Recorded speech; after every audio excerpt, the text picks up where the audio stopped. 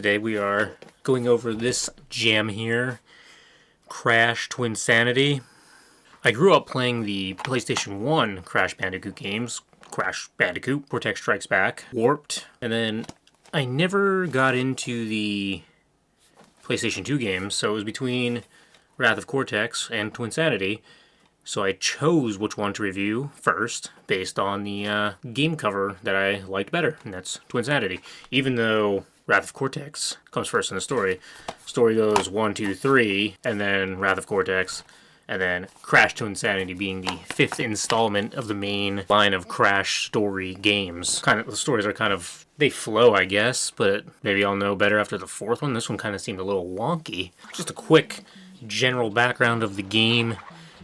Twinsanity was released in 2004 on the PS2 and the Xbox, and like I said, the 5th installment to the storyline, and it was developed by Traveler's Tales, so that's also new for me.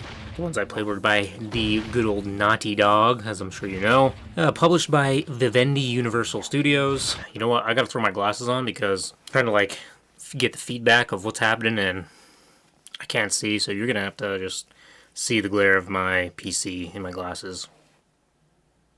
I'm blind, what do you want? The only problem is now you can't see my eyeballs. One interesting thing I discovered with the development of Crash Twinsanity is that it wasn't supposed to be this game at all. Originally, there was a game known as Crash Bandicoot Evolution, and it was going to be a kind of a longer RPG type of game where you'd still have the main bad guys of Twinsanity, the evil twins, but from what I read, the game was eventually canceled and replaced with Twinsanity because Evolution was too similar to the release of Ratchet and Clank, which I never played, so I can't really speak to that, and I didn't really want to look at what Ratchet and Clank is about because I'm going to review that on the channel eventually, but that's why Crash Bandicoot Evolution was abandoned, according to what I read. So apparently Twinsanity was kind of rushed, and a lot of stuff from Evolution had to be cut, and Twinsanity is the resulting game out of that, and I feel like you can recognize that a lot, and we'll talk about that with some things in the gameplay. Some things are just wonky. We'll get there.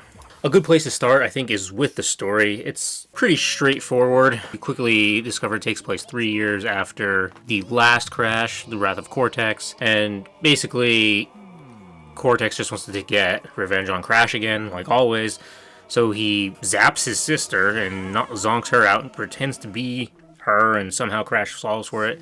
I guess he's literally got rocks for brains. Crash! Crash! Where are you, big brother? There's something weird going on in the bay! Come see! And then he lures you in. It's kind of the tutorial of the game, is just this initial chase of Cortex, and you catch up to him, beat Cortex, and also beat this mecha Crash Bandicoot. But then, after they have a little spar where they're rolling through this cave and whatnot, come out back to the surface of the island, and the evil twins, as mentioned from Evolution, that still cave here and are the bad guys, show up, which are just these two parrots. So the parrots want to destroy the Wampa Islands here, and kind of looking for revenge on Cortex, because these parrots have it out for Cortex, because when Cortex was a wee lad, the age of 8 or so, I think it was 8, at the academy that you go to later, he has 2 pet parrots, Victor and Moritz, and he used them as test subjects in his Evolvo Ray experiment, but the experiment goes wrong, and the parrots get transported to the 10th dimension, and they go through all types of changes and everything, and that's why they're these all-powerful parrots now, and they're coming back to seek revenge on Cortex for doing that to them. Who wants to go to the 10th dimension? So then Cortex has a plan, get back to his Antarctic lair, and in that process they run into Uka Uka, duke it out with him. Aku Aku pleads to Uka Uka to join forces so they can stop these birds. He agrees. I shall return! Uka Uka, wait! An evil greater than even yours threatens to destroy this world. No! That's my job! Divided, we are but two magical masks. Join me, and together we shall defeat this evil infestation. I like a challenge. I accept. This should be fun! The Aku Uka brothers, together again. But then, not long after that, you find out that the masks were no match for the birds. After the masks failed to stop the birds, Cortex introduces a Psychotron, which is a device that you will be able to use to go to the 10th dimension. But of course it requires the power crystals, because the power crystals are just a necessity to Crash Bandicoot as a game in general. So you gotta go find all of them. So that they set out to go get some crystals. But then Coco fights with Cortex. Crystals go flying into the Psychotron and it damages it. And Coco gets paralyzed again, of course. And then out of this, Cortex decides that they have to go back to that academy, get his niece Nina, who can help him repair the Psychotron. Only one person can help. My niece, Nina Cortex. Isn't she delightful? Obviously, I've made a few modifications here and there. Quickly, to my private dirigible. Set a course for Madame Amberley's Academy of Evil. Then, when you bring Nina back to the Psychotron, evil Crash appears and kidnaps Nina. And we actually get one of the coolest parts of the game, in my opinion, where you have to... Cortex basically sacrifices himself, says, take me instead. Evil Crash chases after Cortex then, and you have to save him. And it's the coolest part of the game, in my opinion, where you have to run alongside and activate all these types of devices and deactivate these traps so Cortex can run in a safe path, and I think it's really cool. It reminds me of the old Harry Potter like board game thing where you had to it was the levitating, I don't know what you call those things, a quaffle or something, some type of levitating ball from there, and you have to like control the air and make the ball go through the obstacle course. That's how old I am, that's what it reminded me of. But then when you finally get Cortex free, you enter the final area of the 10th dimension, and it's really cool. You get to play like Simon Says and stuff. It's kind of a fun little interaction, little puzzle, platforming thing. Cool area.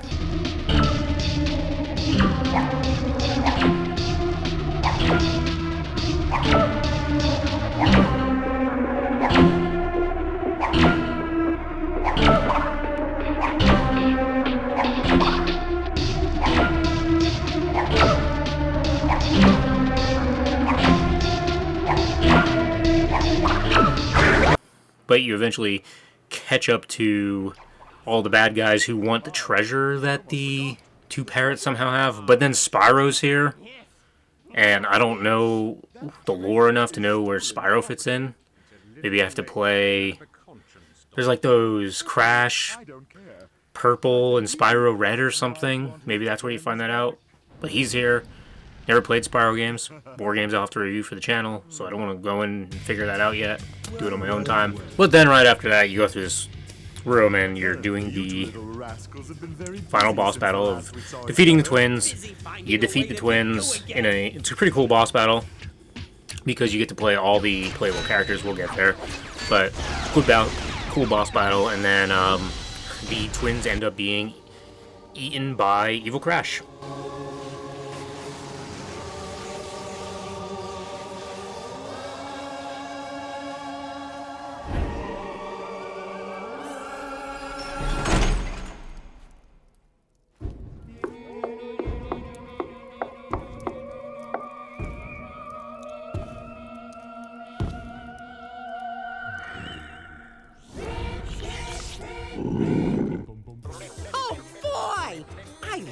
Roast chicken.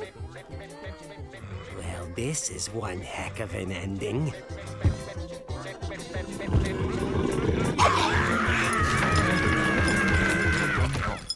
And then after Crash helps Cortex, Cortex still wants to destroy Crash, but he does this experiment and the Psychotron malfunctions and Cortex enters Crash's mind.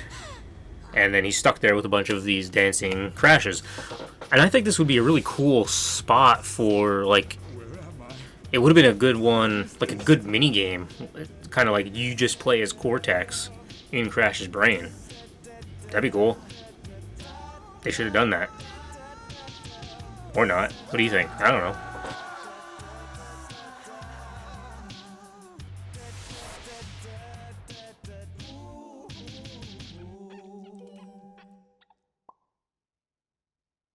So yeah, basic, quick rundown of the story.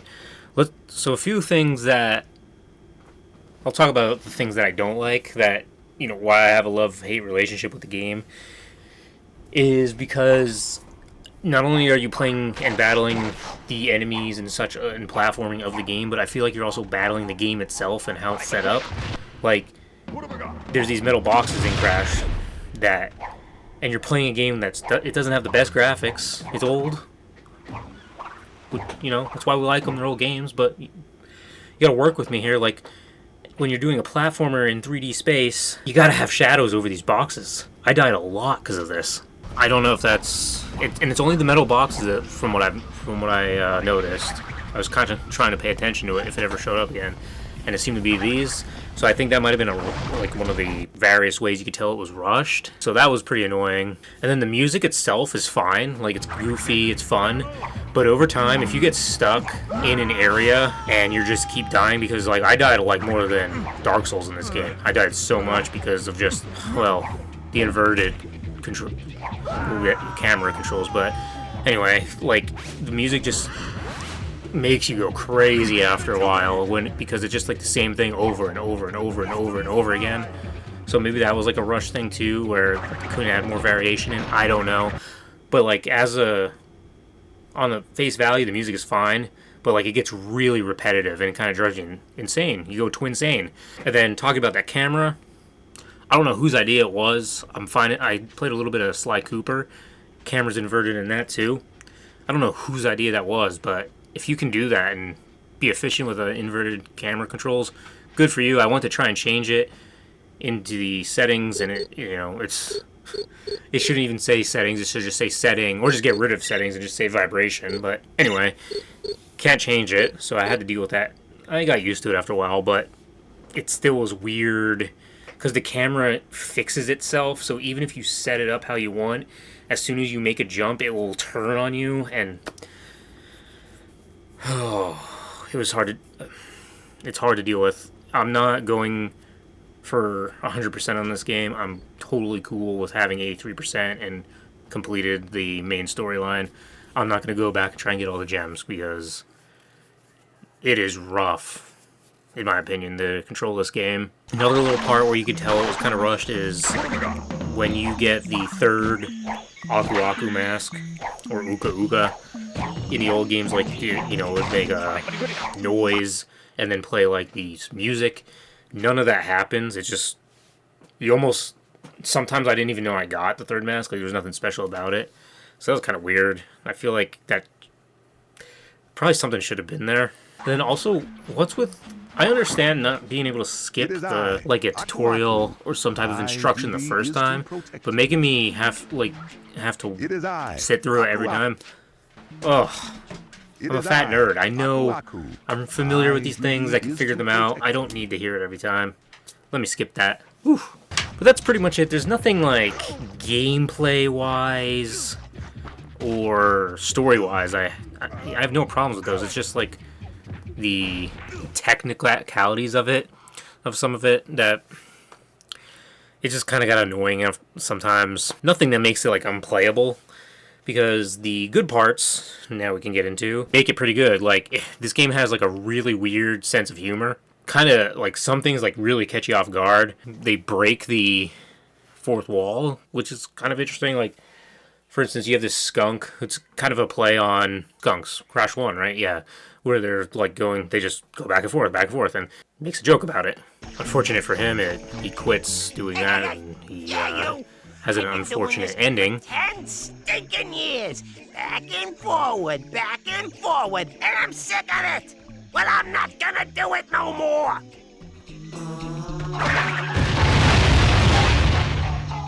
See a skunk? or Cortex making a reference to the Wrath of Cortex that didn't sell well and had mixed reviews. Like, The check bounced. Are you sure? Well, the past few years have kind of been slow. Wrath of Cortex didn't do as well as we'd hoped, and... Fish? or this scene in the they go into some type of club or something when they're going down this, when Crash is using him as a snowboard. Coming through! Ladies? Excuse me, madam. Are those real? Mother? So yeah, game is funny, has a good sense of humor, you know, pretty enjoyable, keeping you entertained along the way.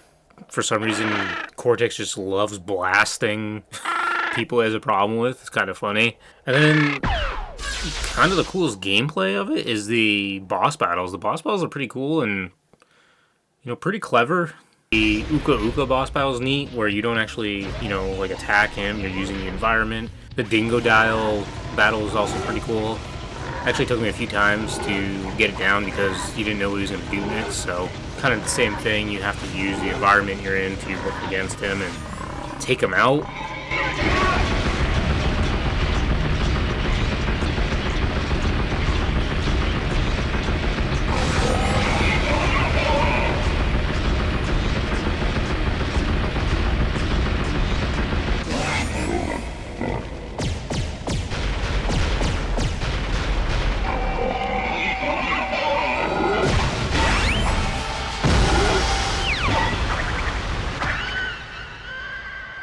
And then, as you can see in the last boss battle, you get to play as the playable characters.